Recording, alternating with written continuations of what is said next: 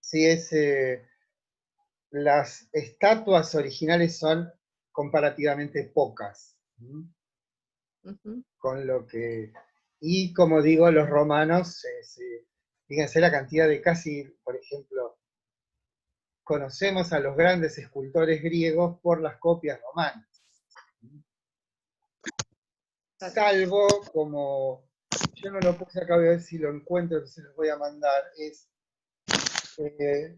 el Zeus de Artemisía, no sabe si es Zeus o Poseidón, que es una estatua de bronce, descubierta en un naufragio. Bueno, volvemos a compartir entonces, vamos a ver si nos sale bien.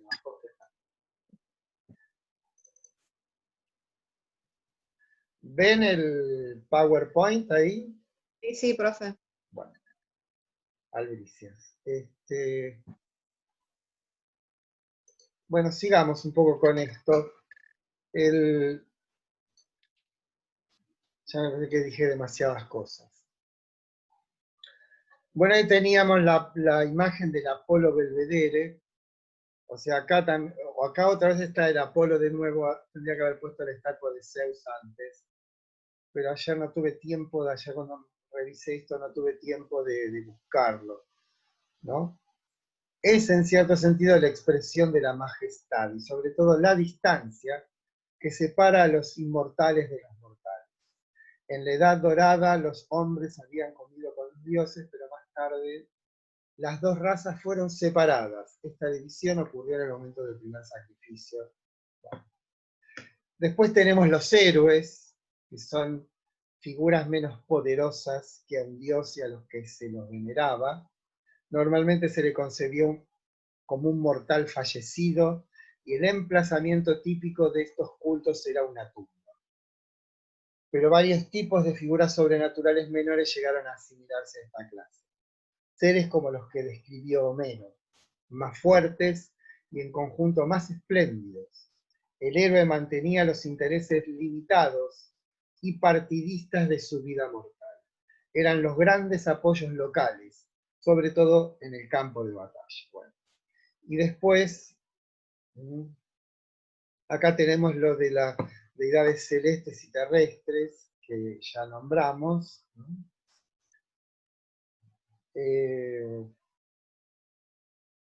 La señora de los animales, Artemis. También ahí está una referencia a las tablillas, recuerden, del lineal B, donde están casi todos los dioses del panteón olímpico. O sea que ya parecería que estos indoeuropeos venían con sus dioses. Y como digo, arrasaron con esa religiosidad originaria basada en una diosa de la tierra, que los griegos llamarán Gaia después, ¿no? Gea, la tierra. Por acá está a cuento lo del el monstruo Pitón. Saben que en muchas mitologías cosmogónicas el origen se da a través de una lucha primordial entre dos principios o dos deidades, una masculina y otra femenina. El principio masculino mata al principio femenino y del cadáver de lo femenino surge el mundo, ¿no? O sea, esa es como estas visiones Hormuz y Arimán en la mitología sumeria o mesopotámica.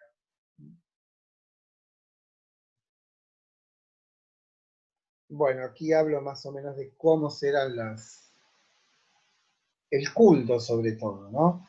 La otra cuestión que hay que tener en cuenta es que la religión, o esto que llamamos religión en Grecia, no era una cuestión que tenía que ver con un determinado conjunto de personas, sino que era una cuestión de Estado. O sea, si bien no hay una religión, una institución religiosa central, no hay iglesia, el culto estaba en manos de los que tenían el poder secular. El padre de familia, en las primeras comunidades el rey, en las ciudades-estado los magistrados. Ser sacerdote que sí existían y estaban abocados al culto, era una actividad de tiempo parcial y no requería una calificación o conocimientos especiales. Los únicos profesionales eran los adivinos, que eran personajes importantes, se los consultaba en los oráculos, como el de Delfos, en la que los profetas eran los encargados de interpretar los gestos y palabras de la Pitia y devolver a los consultantes un escrito profético generalmente ambiguo. Recordemos lo de una muralla de madera salvar Atenas, o lo de si cruzas el río Jalis caerá un gran imperio, ¿no? Lo relevante no era la ortodoxia, o sea, ortodoxia quiere decir la recta opinión, sino la ortopraxia. ¿Por qué? Porque la concepción religiosa, tanto de griegos como de romanos, es una religión promiscua. Promiscua quiere decir que está todo a la vista. Una cosa muy interesante que dice Parker es que la griega no es una religión de la interioridad. No es una religión donde fuese admisible, no porque estuviese prohibido, sino porque no entraba dentro de su horizonte de sentido el que alguien se posternase solitario y entablase una suerte de vínculo personal con la divinidad. No existe esa interioridad que para el cristianismo es moneda corriente. Todo lo que se hacía respecto de los dioses era algo que estaba a la vista. Piensen ustedes por qué cuando a Sócrates la asamblea, la polis, lo juzga, lo acusa de dos cosas. Lo acusa de corromper a la juventud, que en realidad no tiene que ver con una cuestión sexual, sino más bien con una cuestión de transformación inadecuada de las mentes juveniles, digamos, ¿no? Esa es una acusación. Y la otra dice traer nuevos dioses a la polis. Y eso llama la atención porque en Grecia adorar nuevos dioses era moneda corriente. Hay una, creo que es en la República que comienza, que vienen del Pireo caminando Sócrates y otros hablando acerca de que había llegado a Atenas una diosa nueva, Bendis, y que se les rinde culto. Es una cuestión también diplomática, esta cuestión de la adoración a los dioses. Pero jamás tenía que ver con una suerte de vínculo particular y secreto, podemos decir, íntimo entre el individuo y la divinidad. Y digo esto porque Sócrates, como vamos a ver, decía que él tenía una suerte de voz interior que le decía lo que no tenía que hacer.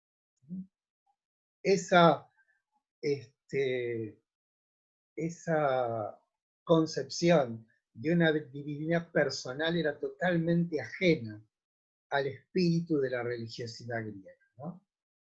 Digamos, el tema de una suerte de interiorización del fenómeno religioso recién aparece, podemos decir, con el platonismo, ¿sí? Y se acentúa en las filosofías helenísticas como el estoicismo, donde hay una suerte de vuelta de la atención y de la mirada hacia la propia interioridad. No era el caso de la religiosidad griega tradicional. Bueno, Profe, ¿le puedo hacer una pregunta? para eso estamos. Por ahí ya lo dijo, pero yo entré tarde. Yo hice hincapié por ejemplo, creo que está hablando de eso, cuando habla que se desaprobaba el individualismo y la preocupación por los estados interiores y la creencia, bueno, de que las intenciones... ¿A qué se refiere con estados interiores? ¿Es de lo que está hablando? Claro, exactamente. No hay una cuestión introspectiva, ¿sí? Una suerte de diálogo solitario del alma consigo mismo. No hay tal cosa. No, a veces son, digamos, son como puntualizaciones muy interesantes para que que nos sirven para tener una concepción más cercana de lo que era esa forma de religiosidad, que nos resulta muy extraña a nosotros. ¿Sí? Piensen ustedes que cada pueblo, cada ciudad, cada polis tenía su manera particular de adoración a los dioses. O sea, no hay una ortodoxia, no hay una prescriptiva que oriente la conducta religiosa de todo el mundo griego. Siempre Grecia fue un mosaico, pero hay determinadas coordenadas que sí se cumplen en todos los casos, como por ejemplo esta que les digo, no es una religión de la interioridad, es una religión promiscua, todo está a la luz, no hay ortodoxia, hay ortopraxia. Hay distancia, y la distancia es esta insalvable entre mortales e inmortales. Bueno, estas son como las notas principales que acentúa Parker. Hay ciertas cosas que sí se castigaban, ofensas, ¿no? Que es la cuestión de los huéspedes, la cuestión de las relaciones con los muertos, ¿no? La violación de los juramentos. Y otra cuestión también que forma parte de un cierto arcaísmo, o sea, de una tradición, que es lo de la culpa vicaria, ¿no? Se llama culpa vicaria a esa culpa que se transmite de generación en generación. Algo así como lo que el judeocristianismo concibe como el pecado original. O sea, hay una transgresión en el origen que se va llevando sin merma de generación en generación. Y esto tiene que ver con una suerte de inexistencia de la individualidad. ¿Por qué Layo, el padre de Edipo, lo manda a matar? Vieron que así comienza la historia de Edipo. Porque él, y por eso pesaba sobre él una maldición, había cometido una violación. Entonces, ya el oráculo le había prevenido de eso. Entonces, por eso lo manda a matar. Esto es, y sin embargo, si la culpa permanece. ¿Por qué? Porque Edipo termina matando a su padre. Esa concepción de la culpa vicaria tiene que ver con esta inexistencia de lo que podríamos llamar el individuo. Les recomiendo, si pueden, lean el cuento de Borges que se llama El Muerto. No sé si alguien lo leyó. ¿Lo conocen? Es un cuento de 5 o 6 páginas, no es abrumadora, pero ahí Borges de un modo magistral describe ese carácter de, digamos, nosotros los mortales creemos ingenuamente que nuestra vida depende de nuestras propias decisiones, cuando en realidad todas y cada una de las cosas forman parte de un plan que desconocemos y que incluso los dioses desconocen.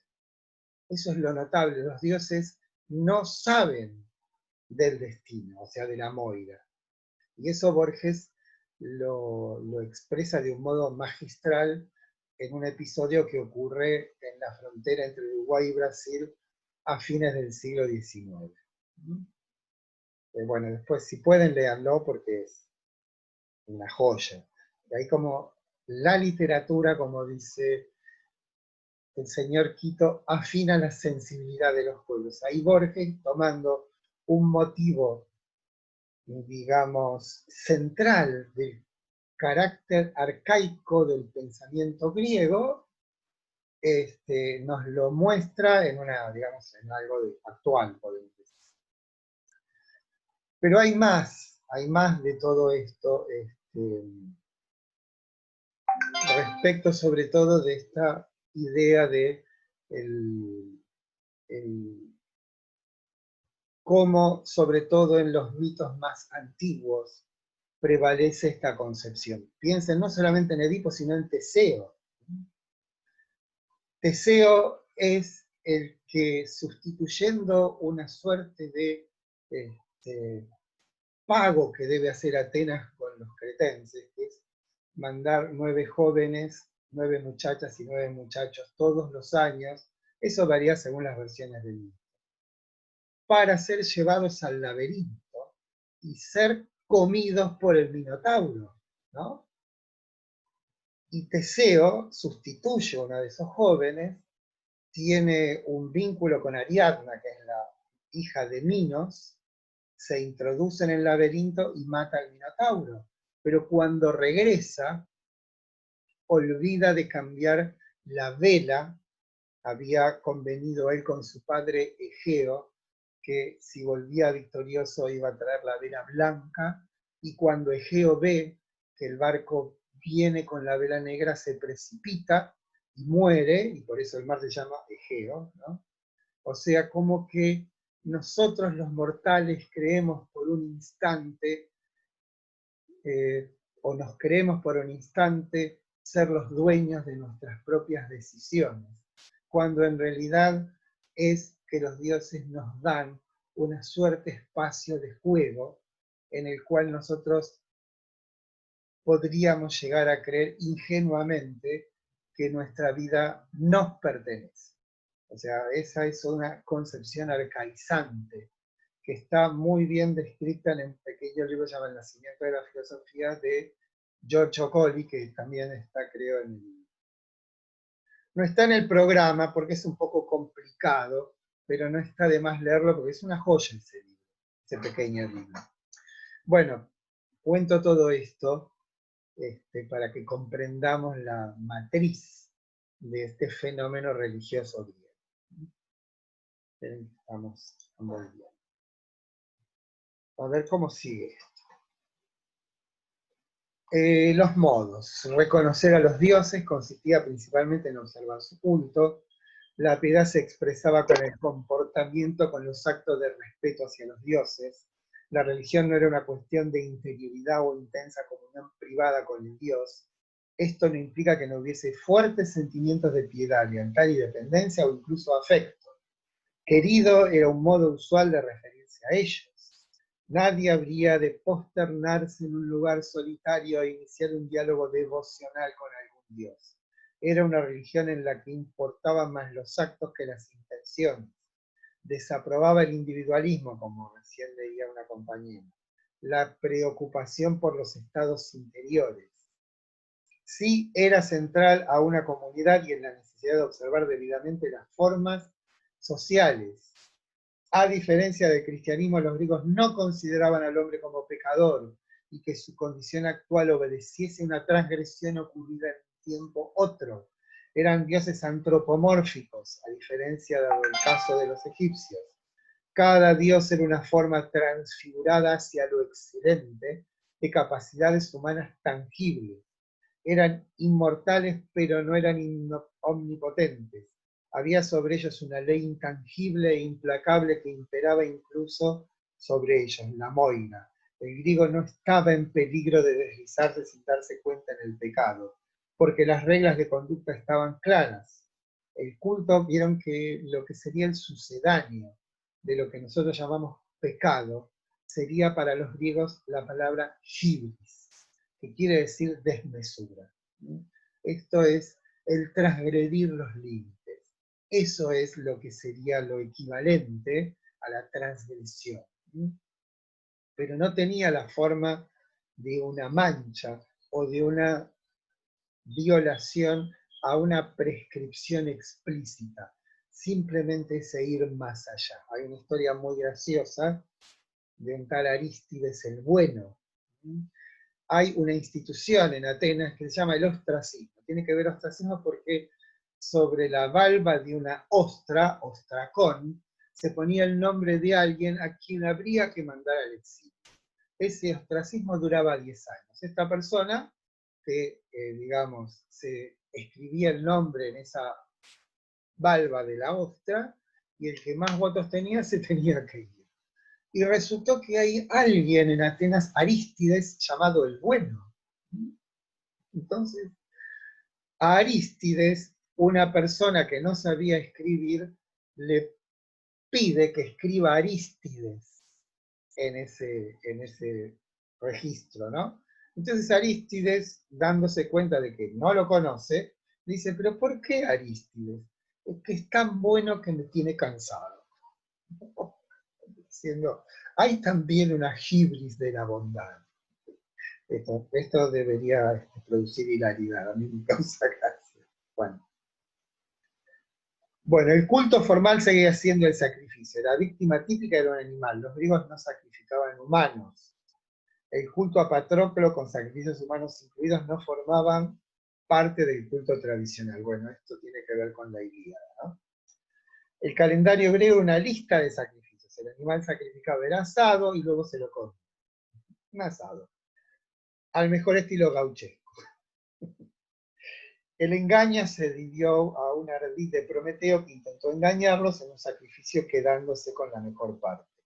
Les eran ofrendadas las primicias de las cosechas y se les ofrecían libaciones. Libaciones no es beber, sino que se toma el vino, por ejemplo, y se lo devuelve a la tierra. Eso se llama una libación.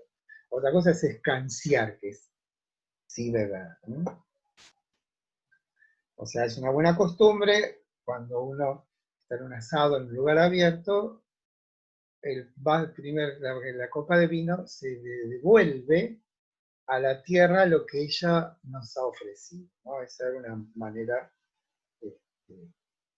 tradicional de reconocer y devolver los bienes que nos son otorgados, ¿no? ¿Cómo se hace con la Pachamama, profe, cuando se festeja? Claro, bueno, los cultos agrarios tienen muchos puntos de contacto, ¿sí?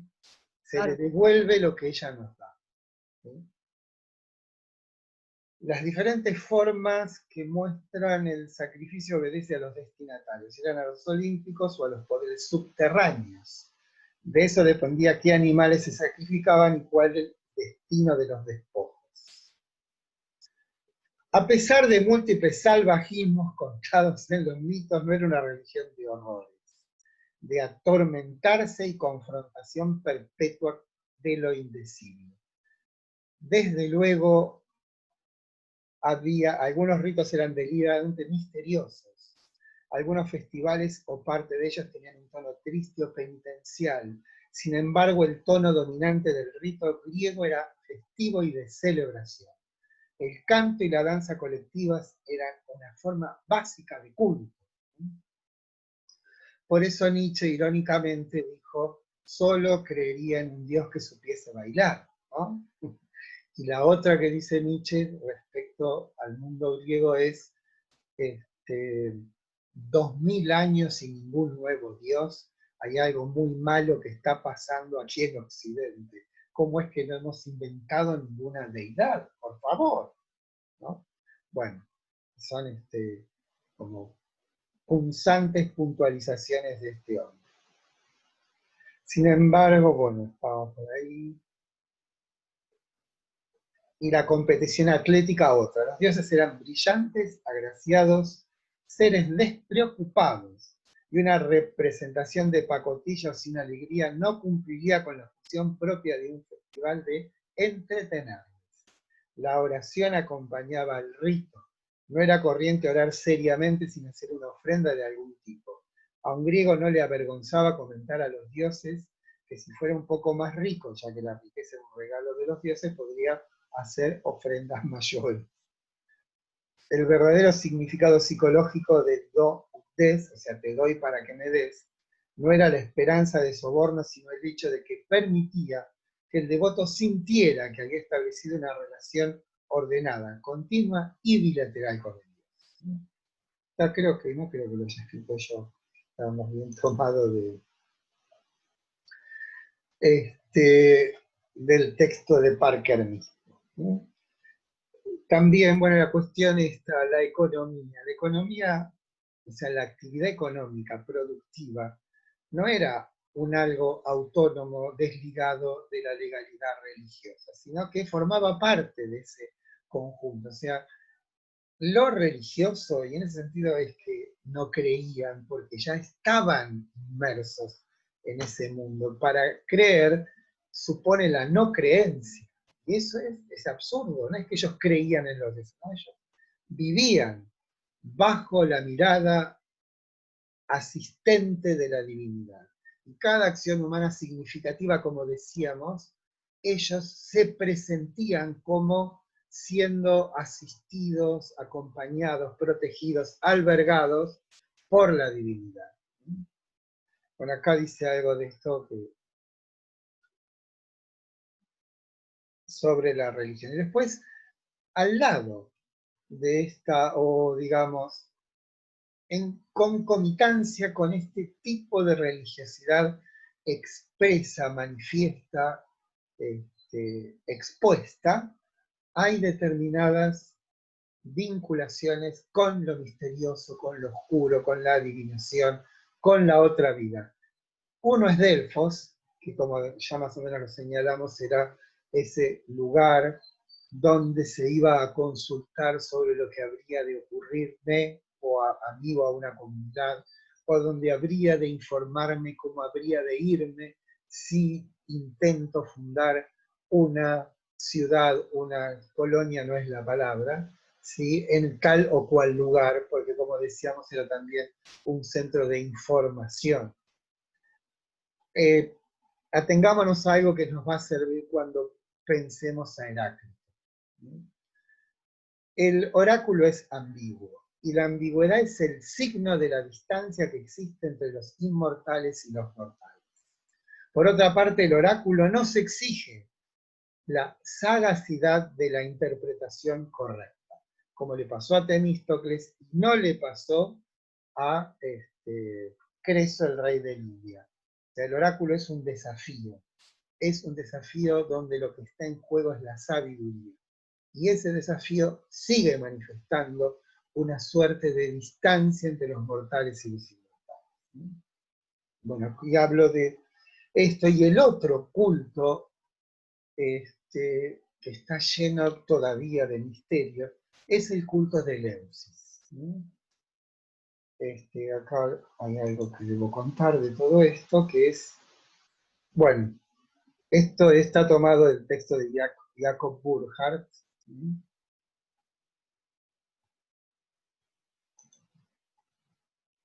Bueno, eso léanlo. Hay varias fichas sobre Eleusis que son muy interesantes, ¿sí? Pero forman parte de estas instituciones de la religiosidad griega que implican lo que llamamos una suerte de mántica, o sea, de procedimientos que favorecen la disposición a determinadas experiencias, y ese es el culto eleusino.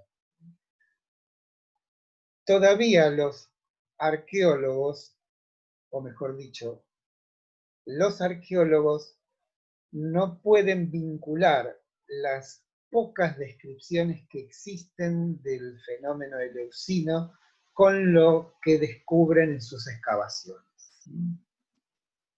Se suponía que había un túnel donde entraban los epoptes, que son los que están destinados a la gran visión. No sabemos en qué consistía esa visión, pero se supone que era la unión de las dos diosas, o sea que son Demeter la madre y Perséfone la hija.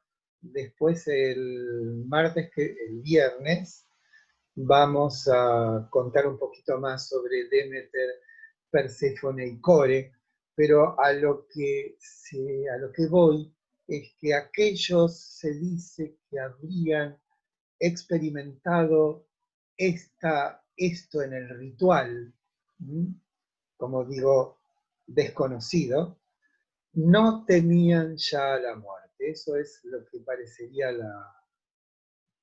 el efecto que produciría esta experiencia de la visión que se producía en los misterios de Eleusis. Mircea Eliade, en el capítulo que le dedica a Eleusis, en el libro de Historia de las Creencias y las Ideas Religiosas, esto es historia, que unos cristianos del siglo V se hicieron pasar por épopes, ¿no? O sea, por iniciados. Pero se ve que aquello que experimentaron fue de algún modo tan intenso que no se animaron a decir lo que pasaba. O sea, todavía los misterios de Eleusis siguen siendo un misterio aún para nosotros. Y dicen, decía Eliade, que la destrucción del templo en el siglo V después de Cristo por los cristianos podría decirse que es el fin de la antigüedad, ¿no? El fin de la religión griega, ese hecho de la destrucción de Eleusis, que prácticamente hoy no queda nada de Eleusis. Bueno,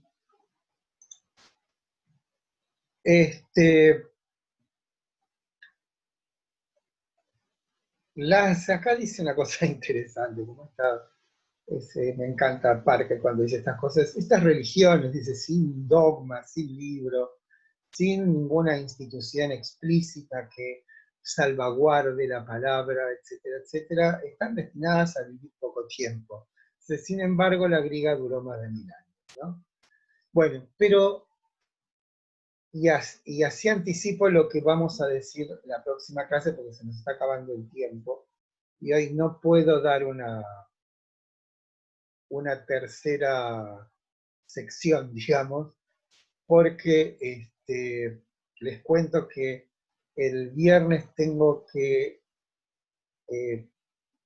participar de unas jornadas y estoy escribiendo todavía mi ponencia, entonces estoy un poco abrumado por los tiempos, ¿no? Lo que sí pasa en este mundo griego, que a partir del siglo VII a.C., tengamos en cuenta todo esto que hemos hecho, esta cronología, es decir, bueno, a partir del siglo IX a.C. es cuando comienza esta suerte de resurrección del mundo griego y que se expresa en estas empresas de colonización, de fundación de cientos de ciudades en toda la cuenca del Mediterráneo, ciudades que luego se consolidan y se enriquecen rápidamente, aparece como fenómeno más peculiarísimo y esencial para una inteligencia clara del fenómeno griego, que es la polis, la ciudad-estado, mal traducida, y con ella, con la ciudad-estado, lo que surge como, digamos,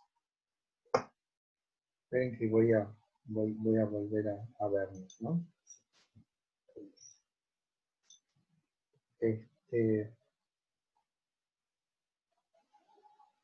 No sé cómo regresar a verlos.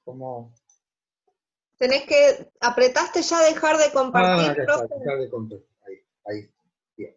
Ya voy aprendiendo. Se nos fue Tranquilo, no pasa nuestro nada. compañero, se nos fue alguien. Sí, Juan Carlos no está. Sí. Bueno, los abrumé un poco, perdón, porque No. esto es muy interesante, muy interesante. Pero lo que estaba diciendo es que el fenómeno de la polis condujo inexorablemente a la aparición del individuo. Y con la aparición del individuo, lo que surge es una suerte de desvinculación con el fenómeno mítico, podemos decir. O sea, como que el mito pierde gravitación en la existencia de las personas. El individuo, entonces, como creación griega, sería aquel que ya piensa que sus acciones, sus decisiones, no son obra de una suerte de suprapoder que orienta o desorienta su vida, ¿no? Orienta, quiero decir, en el sentido de hacia el bien o hacia el mal, sino que aparece esta, que para nosotros es casi una obviedad, ¿no? De somos nosotros los que deciden nuestra vida a través de nuestras decisiones. Pero eso va de la mano, o sea, esta suerte de desvanecimiento de ese vínculo entre el individuo y el sustrato mítico del fenómeno dionisíaco. El fenómeno dionisíaco, que lo vamos a estudiar próximamente, como dicen en los cines, en las películas próximamente, es una transformación radical, sobre todo de esto que nosotros nombramos como la esencia de la religiosidad griega, como religiosidad de la distancia, y esto se define por el hecho de que no existe en esta religiosidad ninguna celebración en la cual el individuo experimenta la fusión con el Dios. Llamamos a esta experiencia de fusión con la divinidad mística. La religión griega tradicional no hay lugar para la mística. Sin embargo, y como digo, en ese siglo VII conjetural antes de Cristo, empieza a aparecer un nuevo fenómeno, que es la religiosidad dionisíaca, que tiene como, digamos, signo esencial que sí el individuo experimenta la divinidad. Y esto lo hace no de un modo circunspecto e individual, sino a través de celebraciones nocturnas, al son de la música de las flautas, y donde la danza, como decía, paroxística, donde se lleva al extremo todas las posibilidades físicas, podemos decir, produce una suerte de experiencia extática. Entendiendo por éxtasis, en griego quiere decir salirse fuera de sí. O sea, la experiencia de lo dionisíaco es una suerte de réplica a esta disolución, esto es una interpretación, ¿no? A esta disolución de la matriz mítica. Como que el fenómeno trágico, porque de ahí aparecerá la tragedia, de eso también vamos a hablar, es el canto del cisne de los dioses. Vieron que el cisne canta solo cuando está por morir. Como si la tragedia fuese digamos, el gesto de despedida de ese mundo. ¿Sí? Bueno, nos falta menos de un minuto. Nos vemos el viernes. Lean Parker, y ¿a quién le tengo que mandar? A Florencia. Flor, a mí. Te mando si puede, profe, Parker. si Parker, puede, que está ¿verdad? ocupado usted, si no le pido a los chicos. Parker, ¿querés? Por favor, si puede, sí. Bueno, nos vemos el viernes entonces, ¿sí? Hasta... Gracias. Nos vemos, gracias. Chao. Chao. Hasta el viernes.